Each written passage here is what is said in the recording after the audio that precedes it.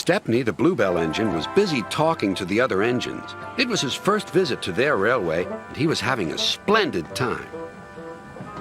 "You are very lucky engines," he said. "Your line has got everything.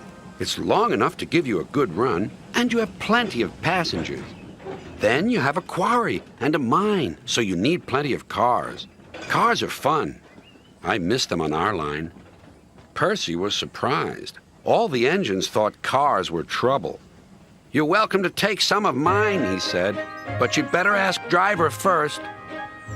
Their drivers agreed, and the two engines set off.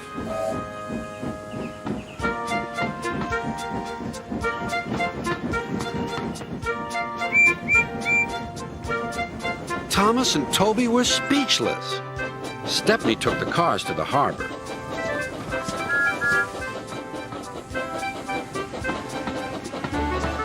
Then he picked up a load of empty ones and started back.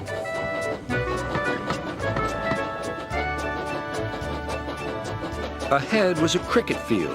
The game had just begun. Stepney and his driver had to wait at a signal. "Good," said his driver. "We can watch the game." Then there was trouble. The batsman hit the ball. It flew high into the sky toward Stepney's train. Clunk went the signal. Thump went the ball into a car, but neither driver nor fireman heard it. "Stop!" yelled the players, but Stepney didn't hear them. Come along," he puffed to the cars. "Our one and only ball!" cried the players. "Wake up, Caroline," they said to their old car. "The chase is on." Caroline coughed crossly and rolled down the road. Stepney wasn't hurrying. Caroline soon came up behind.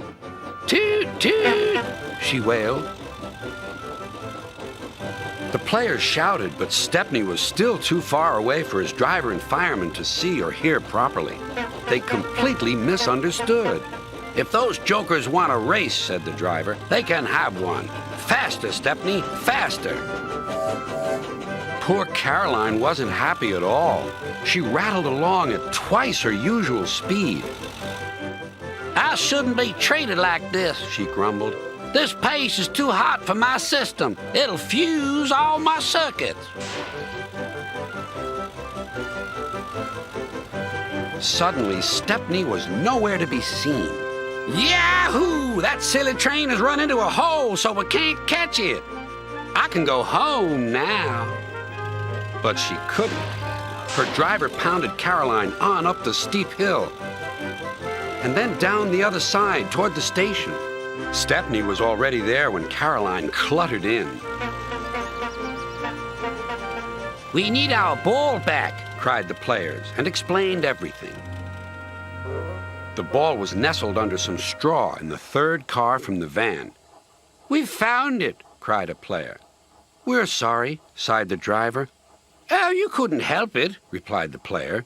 "Now we must get back quickly." "You'll be lucky," said the driver. "Caroline looks worn out." And she was. The driver spoke to the station master and the signalman, and they all agreed on a plan.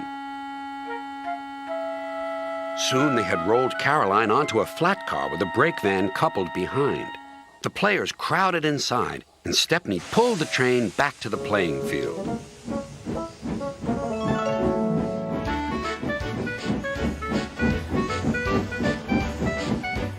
Everyone enjoyed watching the game.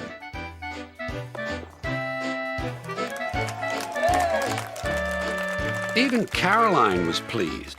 She doesn't think trains silly now. They have their uses. They can save wear and tear on a poor car's wheel.